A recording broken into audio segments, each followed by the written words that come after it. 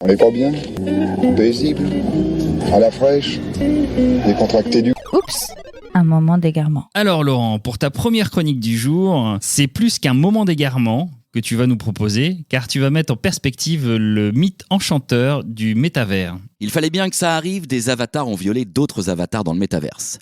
La dernière attaque a eu lieu dans Horizon World, le métaverse de Meta Facebook.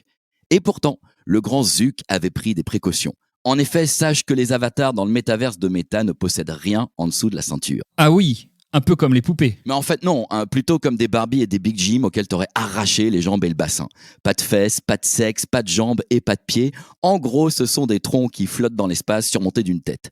Des grosses allumettes quoi. Et si tu crois qu'ils n'ont pas fait le corps parce qu'ils savent pas dessiner les jambes, t'as faux. Comme me l'expliquait récemment un expert du domaine, s'il n'y a pas de bas, c'est pour éviter les dérives sexuelles.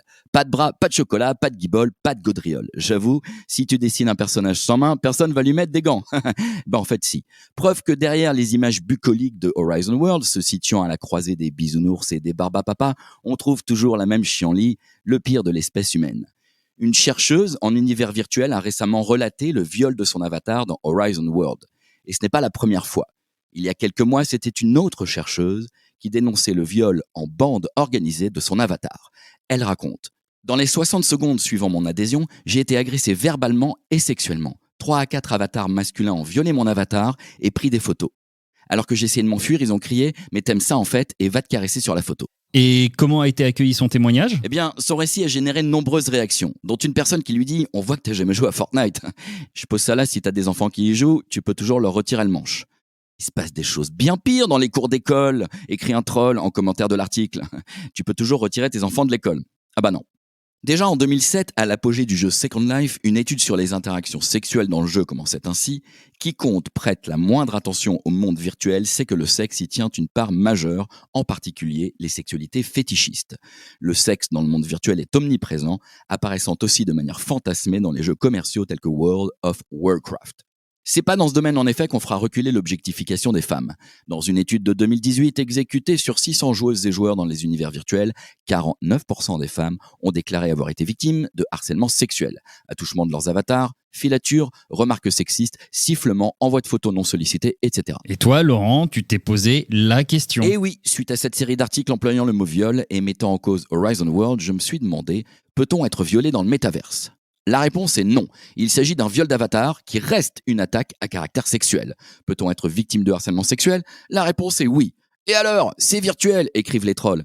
Alors, une étude de 2019 démontre que les personnes victimes de harcèlement en ligne font souvent état de perturbations dans leur vie hors ligne, notamment une détresse émotionnelle et physique. Selon Evelyne Lecalvé, professeure associée à l'école des médias de l'UQAM au Canada, dans la réalité virtuelle, c'est tout le corps qui fait office d'interface. Au niveau subconscient, le cerveau ne fait pas la différence entre le monde réel et la réalité virtuelle.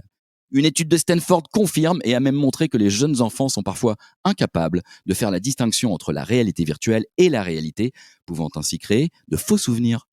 Ainsi, 50% des enfants qui ont nagé avec des baleines en réalité virtuelle pensaient que l'expérience était réelle. Les femmes, elles, côtoient bel et bien des porcs.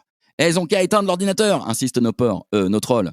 Nous y voilà donc, le fameux « elles ont qu'à pas s'habiller comme ça ». Autrement dit, sous prétexte que l'on peut s'échapper plus facilement d'un monde virtuel que d'un monde réel, on pourrait tolérer viol d'avatar, harcèlements et insultes. Le tout exacerbé par un anonymat total, derrière un écran et un univers, les jeux vidéo, où l'on compte 80% d'hommes. Ce qui fait dire au journal Metro UK, le métaverse n'est pas fait pour les femmes. Et en effet, les grosses boîtes techno sont dirigées par des hommes. Les solutions au harcèlement dans les mondes virtuels sont pensées par des hommes. Les outils de modération sont développés par des hommes et pas très efficaces. Alors, en plus de faire une plus grande place aux femmes, on pourrait également éduquer les hommes. Ou sinon, on fait comme avec les Big Jim, on leur arrache les parties basses. Le mot de la fin revient à ma fille de 15 ans, c'est fou ça.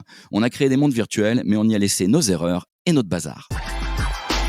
French Tech, esprit critique pour tech éthique.